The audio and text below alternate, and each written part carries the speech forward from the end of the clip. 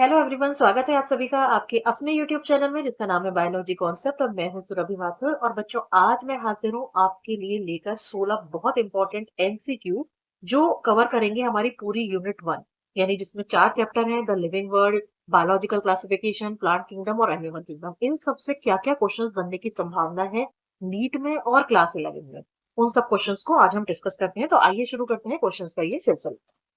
सबसे पहला क्वेश्चन आता है, brown algae is brown in colour due to the.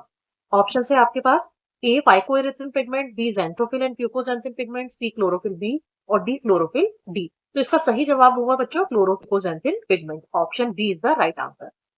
Malpighian tubules in arthropod play a major role in.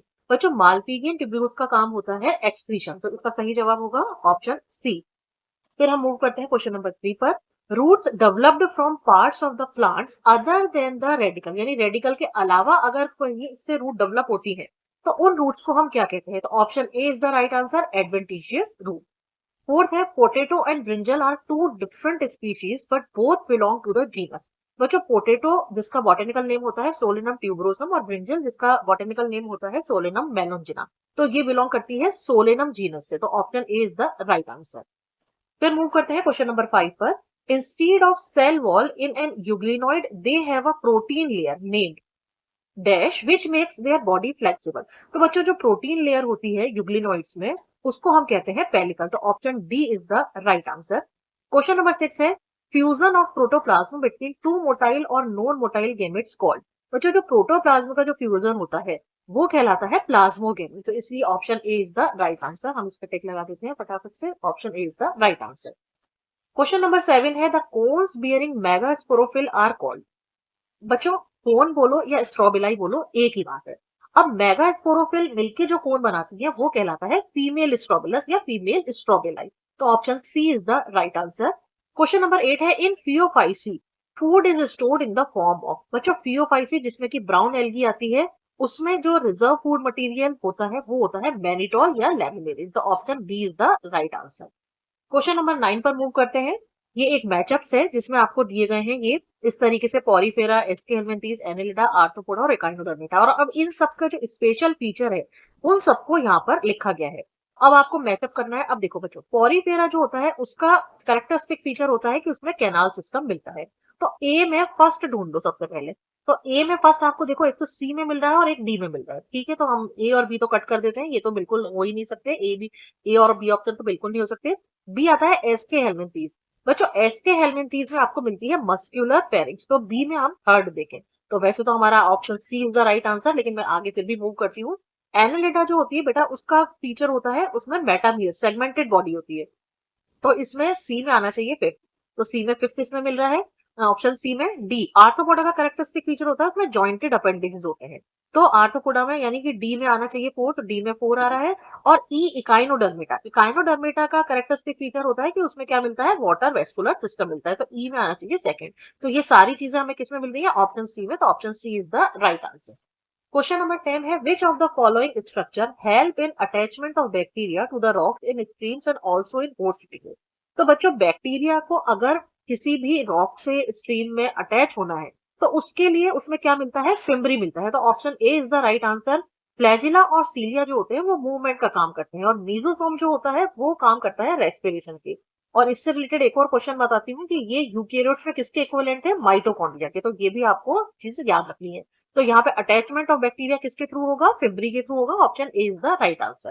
Question number 11 है, which of the following organism possesses characteristics of plant as well as of animal. यानी आपको इन चारों में से एक ऐसा organism बताना है जिसमें कि प्लांट के फीचर भी हो और एनिमल के फीचर भी हो।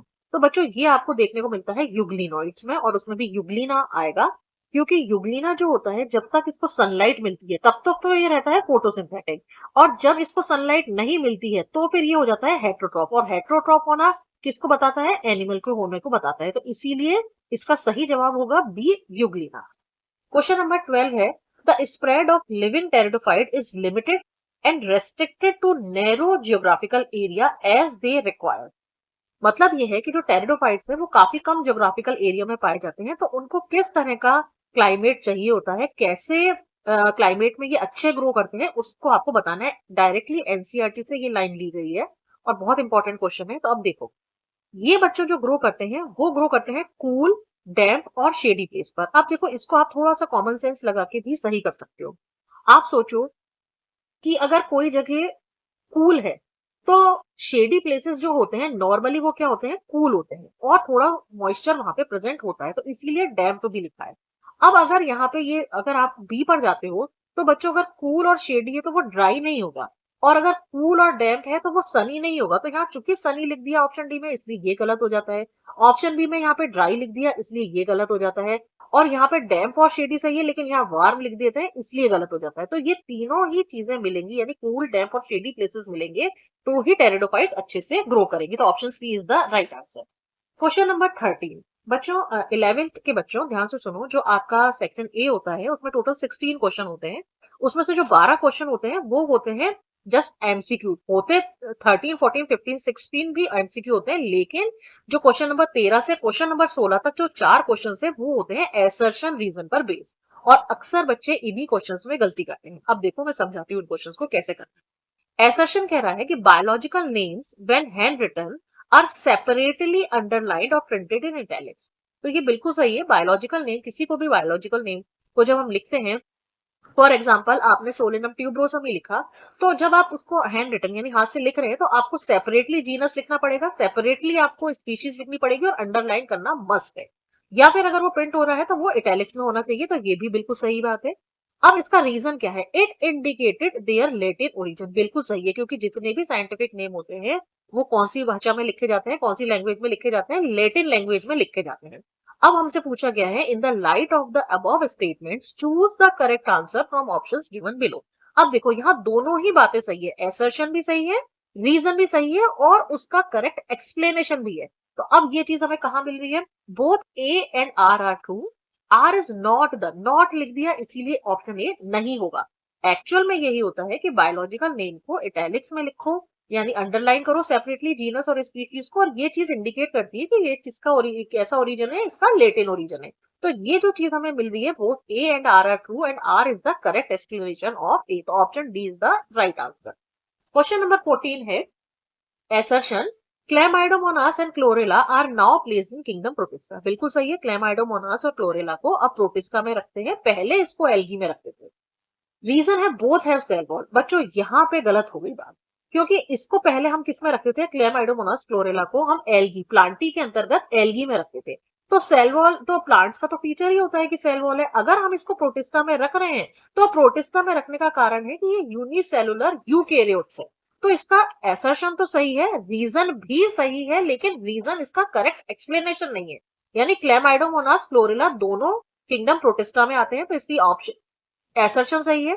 बोथ हैव सेल वॉल, दोनों में सेल वॉल होती है, ये बात भी सही है, लेकिन रीजन इसका करेक्ट नहीं है। रीजन क्या होता, क्या सही होना चाहिए था, रीजन होना चाहिए था कि ये दोनों ही किस क्या है, यूनिसेलुलर यूकेरियोट से, इसलिए हम किंगडम प्रोटिस्टा में रखते हैं। तो इसका क्या ऑप्शन आएगा, ये चीजें हमें किसमें मिल रही है, ऑप्शन ए में, both A and R true, but R is not the correct explanation of A. तो option A is the right answer. Question number 15 है, in bryophytes sporophyte is dependent on gametophyte. बिल्कुल सही है, जो bryophytes होते हैं उसमें जो डोमिनेंट जनरेशन होती है वो क्या होती है, गैमेटोफाइट होती है। तो स्पोरोफाइट डिपेंडेंट होता है किस पर, गैमेटोफाइट पर। ये बिल्कुल सही है assertion.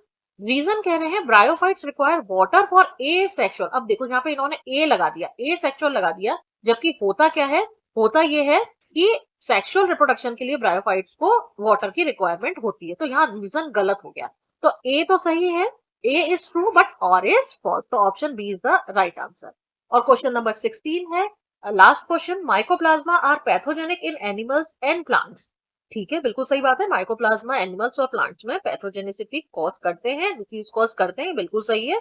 Mycoplasma lack cell wall and can survive without oxygen. ये बात भी सही है कि माइकोप्लाज्मा में सेल वॉल नहीं होती, इसीलिए तो हम इसको joker of the plant kingdom कहते हैं, और विदाउट ऑक्सीजन भी ये रहते हैं, ये भी बात बिल्कुल सही है। In the light of above statement choose the correct answer from the options given below. तो बच्चों ये दोनों बातें सही हैं, लेकिन इसका रीजन सही नहीं है कि इसीलिए पैथोजेनिसिटी नहीं कॉज करते हैं, इसीलिए डिसीज कॉज नहीं करते हैं कि उनमें सेल वॉल नहीं होती। ये चीज तो जीनोम से रिलेटेड है, ये चीज तो डीएनए से रिलेटेड है।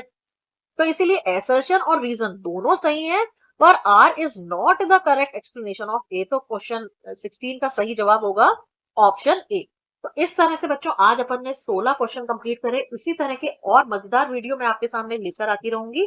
तब तक के लिए थैंक यू वेरी मच। लेकिन अगर आपको आज का वीडियो पसंद आया हो तो प्लीज इसको लाइक करिएगा, शेयर करिएगा और चैनल को सब्सक्राइब करिएगा। Thank you very much.